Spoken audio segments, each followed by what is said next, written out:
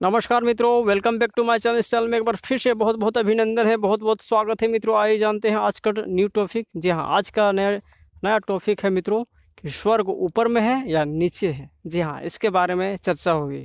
जी हाँ मित्रों, आमतौर पर लोग जब मर जाते हैं मित्रों तो कहते हैं कि फलाना मर गया, फलाना स्वर्ग में पधारा।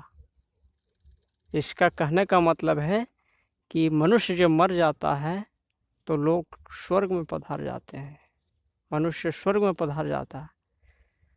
तो जब मरने के बाद स्वर्ग में पधारते हैं तो फिर पूजा पाठ, जप तप और ध्यान साधना, तरह तरह के ये भगवान के लिए हम लोग जब साधना तपस्या वगैरह करते आ रहे हैं तो स्वर्ग में जाने के लिए कर रहे हैं।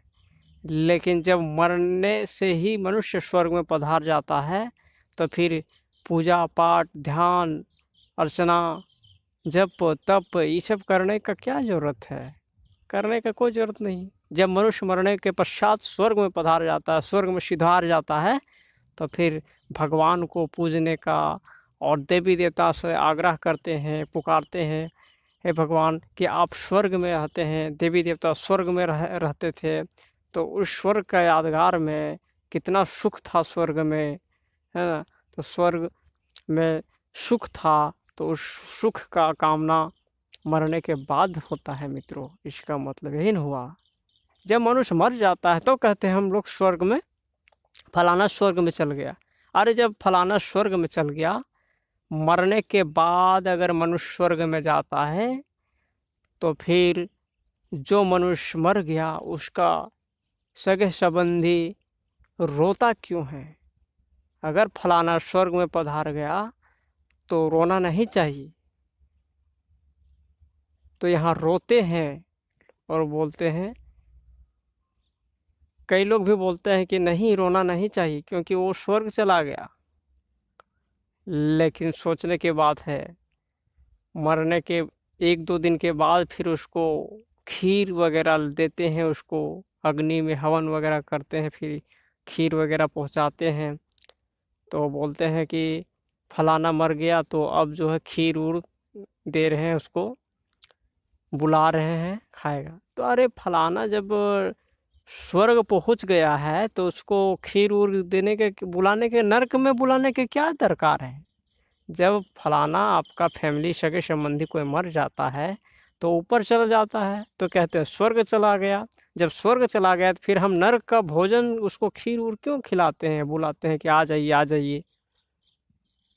इसका मतलब ये साबित हो गया कि यहाँ नरक है और ऊपर स्वर्ग है।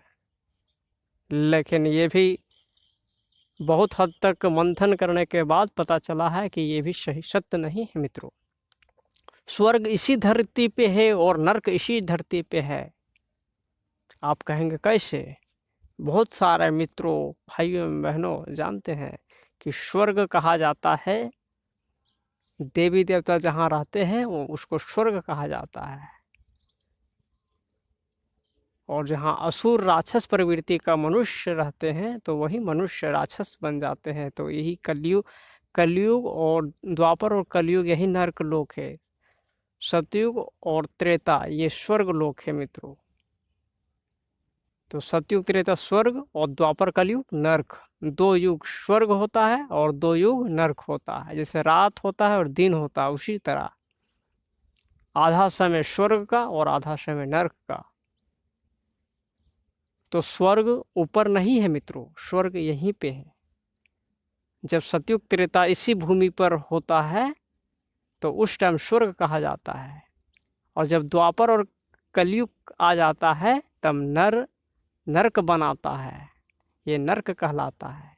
दुखी सृष्टि का निर्माण हो जाता है। झूठा, भ्रष्टाचारी, पतितपना, पापी, चोर, लुच्चा, डाकू वगैरह वगैरह सब यहाँ मनुष्य बन जाता है।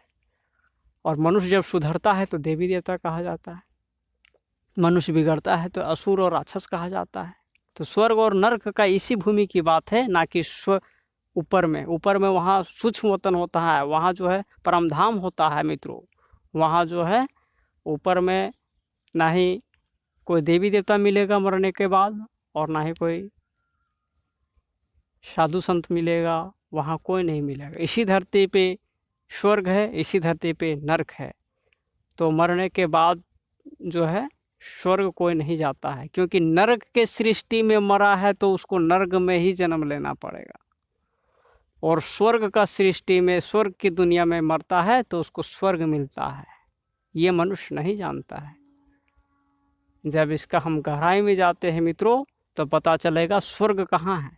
इसी सृष्टि पे स्व स्थिति में स्थित हो जाना ही स्वर्ग का फाउंडेशन है। और पर स्थिति अर्थात देह और देह के संबंध और देह के दुनिया में, देहभान के दुनिया में फंस जाना ही नरक कहलाता है मित्रों। स्वर्ग यही है, नरक यही है। तो आशा है कि आप सबों को ज्ञात हो जाना चाहिए इस वीडियो के माध्यम से कि मनुष्य स्वर्ग और नरक का इसी धरती पे स्वर्ग बनता है और इसी धरती पे नरक बनता है। ऊपर में कुछ नहीं होता है मित्रों।